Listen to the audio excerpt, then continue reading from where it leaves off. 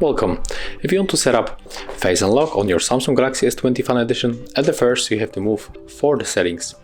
Right now we have to scroll down and reach the biometrics and the security. Then we have to tap on the face recognition. Right now we have to input our currently locked method.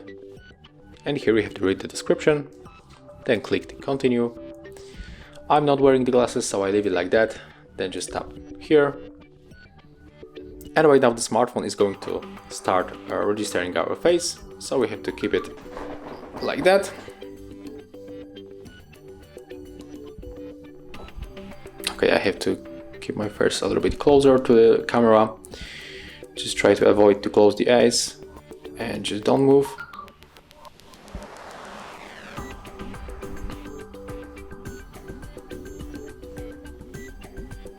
Okay, and the process is finished. So right now I recommend you to turn off this stay on the lock screen, because when the face is going to be recognized, you will still be on the lock screen. So just let me show you how it works. So when we lock the screen and try to unlock with the face recognition, right now we are just able to work on the device, but when we leave this stay on the lock screen option activated, we have to just swipe after the face recognition.